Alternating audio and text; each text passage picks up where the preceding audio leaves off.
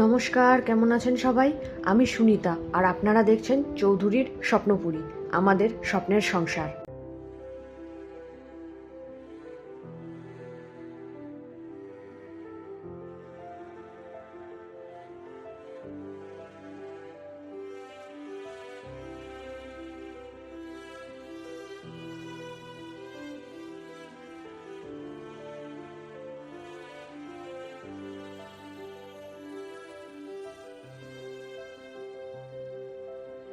আজকে রবিবার আর এখন বাজে সকাল ৮টা ১৫, কিন্তু চারিদিকটা দেখে তা মনে হচ্ছে না।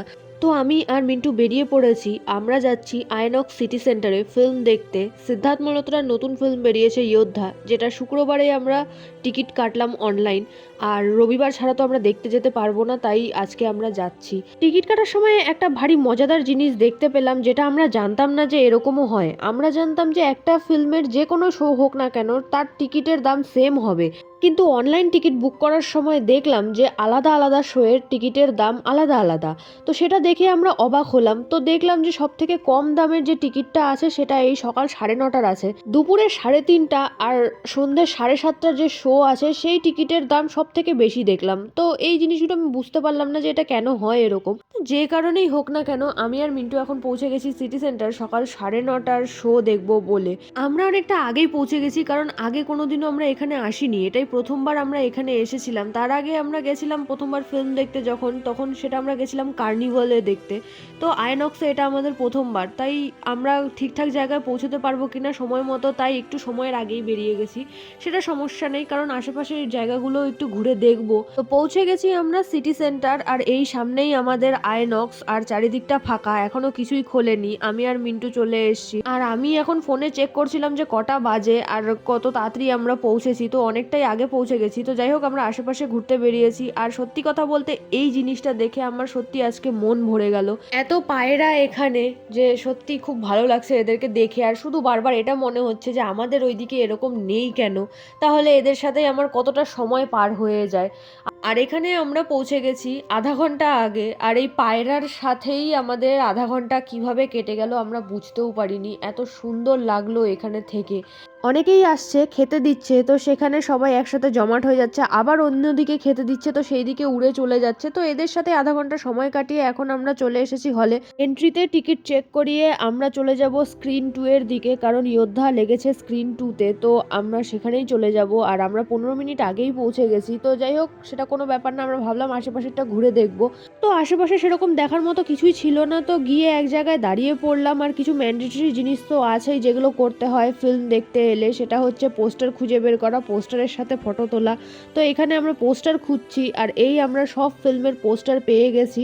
আর একদম লাস্টে লেগেছিল যোদ্ধা, তো সেখানে গিয়ে সুন্দর করে কিছু ফটো তুলে নিলাম। ফটো তুলে নেওয়ার পর এখন আমরা ওয়েট করছি, ওই যে স্ক্রিন 2 দেখা যাচ্ছে, আমরা ওই দিকেই যাব। আর সকাল সকাল ফিল্ম দেখতে আসার একটা দারুণ ব্যাপার হচ্ছে এটা যে নিজের মন পছন্দ মতো সিট আমরা চুজ করে নিতে পেরেছি। তো যাই হোক, এখন আমরা বসে পড়েছি আমাদের সিটে, আর এখন ফিল্মের আগে যত ট্রেলার আছে সেসব দেখাচ্ছে, আর আমরা বসে থেকে সেটাই দেখছি।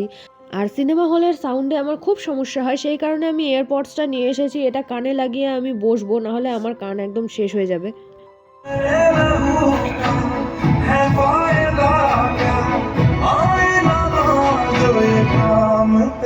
এরকম ফিল্ম দেখতে যেমন ভালো লাগে, তেমনি খুব খারাপ লাগে একটা জিনিস চিন্তা করে, যে একটা ইচ্ছে আমার সারা জীবন অসম্পূর্ণ থেকে যাবে, সেটা হচ্ছে আর্মিতে যাওয়ার ইচ্ছে। তো আর্মি টাইপের এইসব ফিল্ম দেখতে আমার খুব ভালো লাগে, আবার শেষে এসে খারাপও লাগে এই জিনিসটা চিন্তা করে, যে হয়তো সেই জায়গায় আমিও থাকতাম, হয়তো কোনো কোনো মিশনে আমিও থাকতাম। তো যাই হোক, এখন সেগুলো ভেবে কোনো লাভ নেই, সেই জিনিসটা কোনোদিনও হওয়ার না।